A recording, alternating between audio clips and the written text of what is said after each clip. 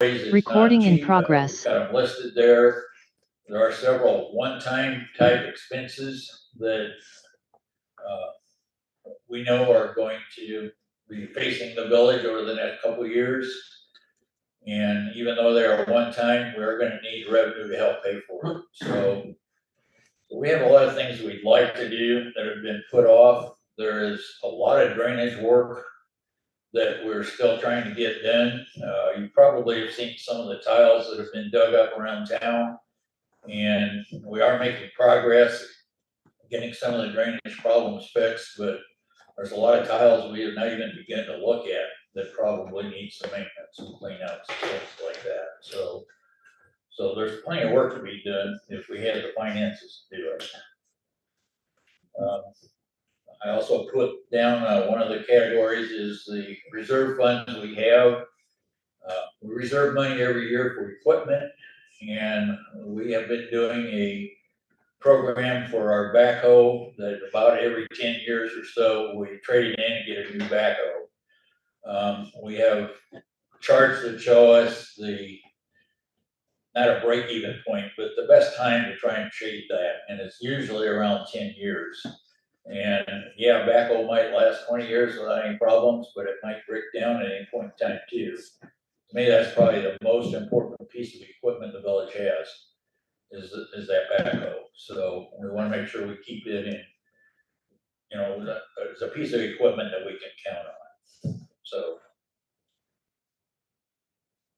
next slide, please. Okay, this slide shows where our revenue comes from. The biggest chunk of it is the state income tax, which is also called the LGDF, Local Government Distributed Fund. It's about 37% of our revenue. And I don't know if you guys can read the chart or not, but the table at the bottom shows the revenue name and the percent of our revenue that comes from that source. So there's three of them that are main. The income tax is 37% of our revenue.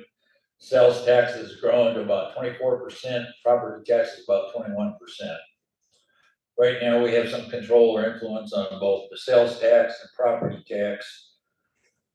Most of our other revenues, such as income tax and motor fuel tax, those types of things are dependent on the number of people that live in Hudson. So it does not depend on whether we're making a lot of money or not. There is no village income tax. The state says this is how much money they're going to put on for the income tax to go to the municipalities, and they divide it up by population, and that's how we get that amount of money. So next slide, please. Okay, this slide shows the amount of money we've been getting for sales tax and the amount of money we've been getting from property tax. The property tax is the yellow line, and you can see it's pretty straight. The village generally levies about a 5% increase, so our revenue from that is growing at a very steady rate. The sales tax, on the other hand, is the orange line, and you can see in the last couple of years it has blossomed quite a bit. And that's from the newer businesses in town that have really helped contribute to the revenue here in Hudson. So sales tax has been a excellent growth revenue for the village. Out of the 6.25% sales tax that the state levies, Hudson gets about 1% of that. So we don't get a lot out of that 6.25%, but we do get some. So next slide, please.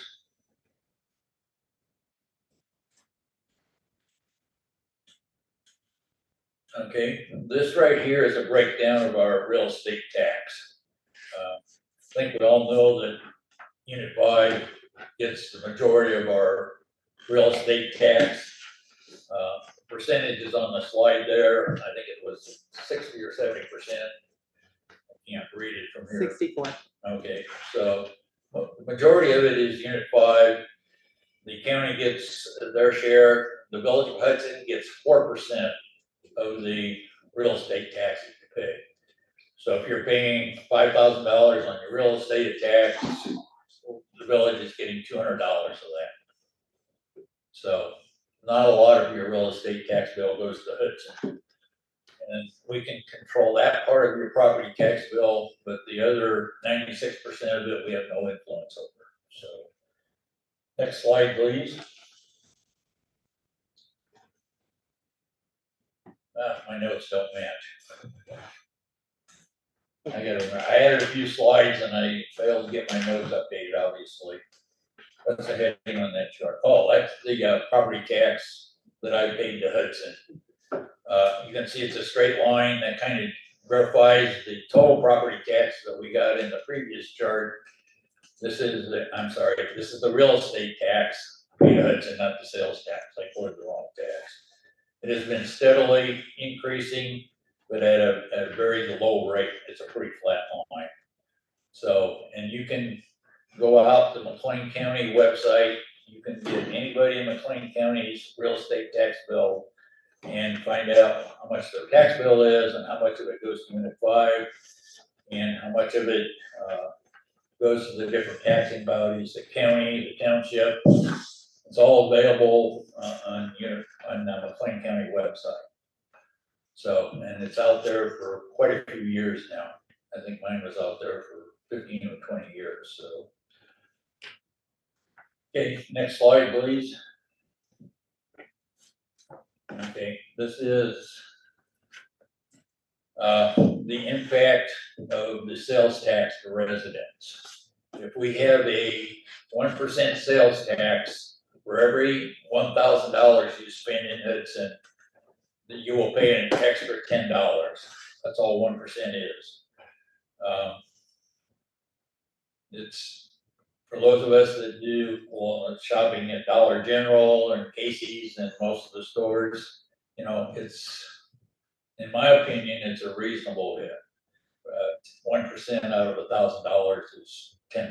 It's not that much. And we're not trying to hide anything. I put the impact to gasoline price because there is an impact to gasoline price. Bottom line on gasoline is that it will increase gasoline about 3 cents a gallon. And it is what it is. I mean, we're not trying to hide anything. We want everybody to know that it is going to impact gasoline tax. The sales tax in Normal and Bloomington, Lexington, and Downs and other small towns in McLean County is already in place. If you buy gas at Casey's in Normal coming out to Hudson, you're already paying a sales tax. It's higher than 1%. And when you get to Hudson, there is no sales tax today. And I've often wondered how they set the price of gas at Casey's, because sometimes Normal is higher than us, sometimes we're higher than Normal. I don't know whether sales tax is that much of an impact on gas price or not. I never have understood that, but hopefully some of you have seen the same thing. So, okay, next slide, please. Okay, if we have a 1% sales tax, we're projecting it will generate about $190,000 of revenue a year. And that's based on the revenue we get now on sales tax. It's not new sales, it's just additional money that the village would receive from sales tax. I believe our most critical services that the village provides to our residents is water, police, roads, and drainage. If we have additional funding, we can continue to provide and improve those services. The board, I will ask the board to consider raising property taxes if we pass a sales tax, but I cannot say that the board is going to do that until it actually comes down to a vote. That'll be up to them to decide that. And obviously, the board cannot commit for what a board from now in 5 years is going to do. So I can't make that promise. I will make that recommendation if we pass a sales tax, if we freeze property taxes. And that's really, I think that's the last slide, isn't it, Sarah? Yes. Okay, so I want to open it up to questions from the audience or from the board or anyone else that's here. How many people do we have on YouTube? Anybody? Yeah, I will check here in just a second. Hold on, sorry.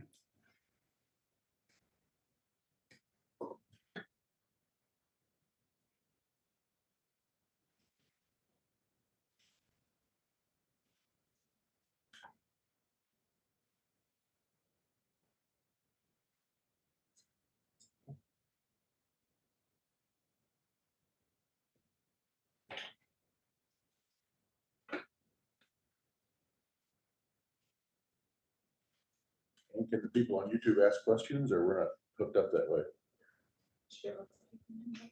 What's that? Can I type in the question? Yeah, they should be able to, I think, yeah.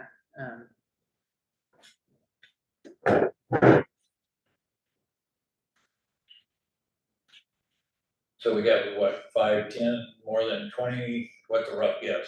I'm getting there. Hold on just a second. Sorry, I had to get my phone to. Oh, okay, sorry. No, that's okay. She is our tech support. She's the tech Sarah, jack of all trades. Looks like there's 7 watching. Okay, thank you. Okay, so if anybody in the audience has a question, or if anybody that's watching on YouTube wants to ask a question, you can send those questions to Sarah, and she will look for those responses. She's getting set up now to look for answers. So do we have anybody in the audience that has questions? Comments? Yeah. Can I talk from here?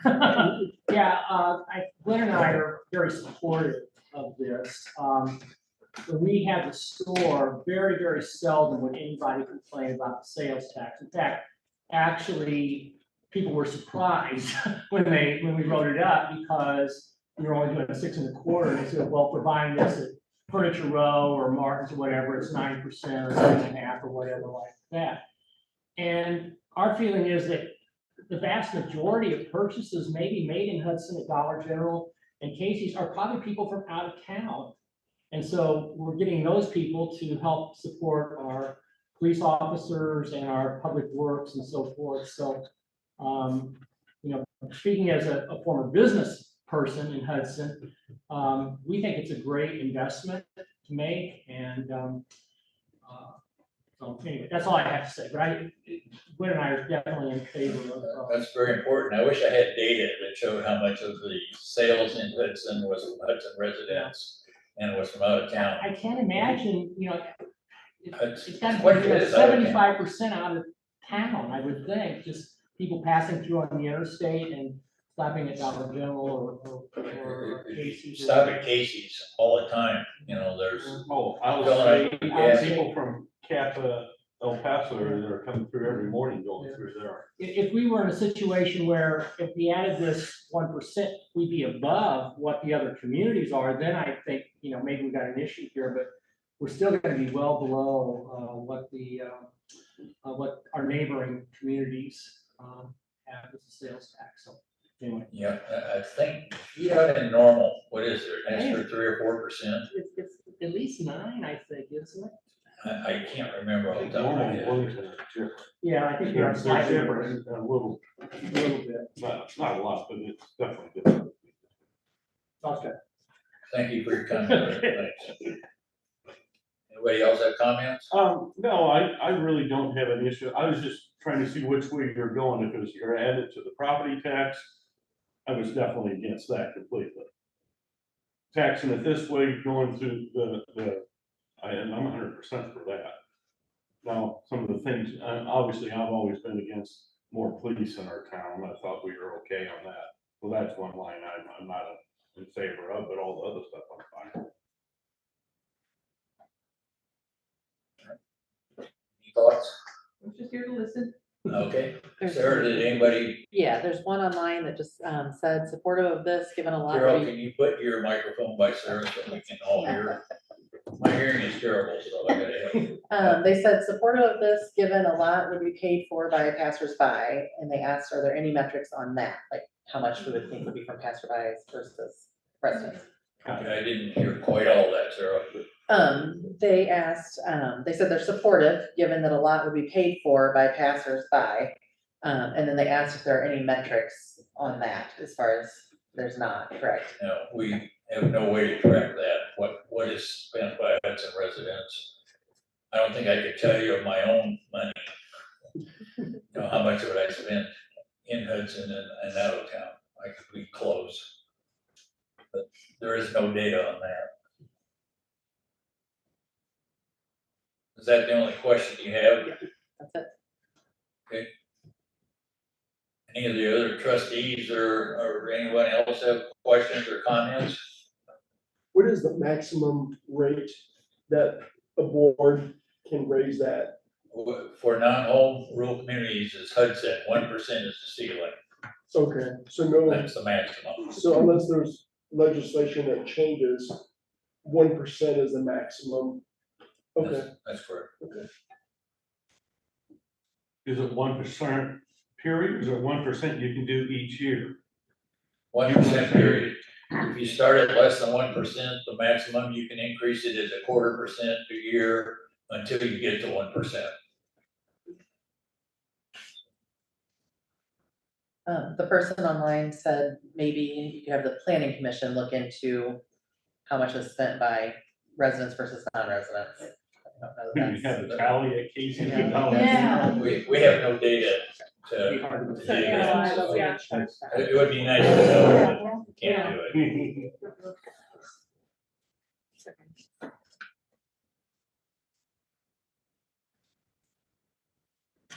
Anyone else? Sarah, nobody else is commenting, questions or anything? That's it. Okay, if there's nothing else, then I want to thank everyone in the audience for coming and all the trustees for coming. I want to thank the people that are online for listening. We will be discussing this again at tomorrow's board meeting. We'll go back through the slides again and open it up to discussion from the audience. There will not be a vote taken tomorrow night. There may be a vote taken later this month. We have 2 additional meetings this month for budget work, and there may be a vote that month. If we pass it in March and get everything filed correctly by the end of March, we can start collecting revenue about 5 or 6 months earlier than if we don't pass it in March. So we may, if we have want to, we may pass it at the end of March. So no one else has any questions or anything. Again, thanks everyone for coming, and our meeting is adjourned. Thank you.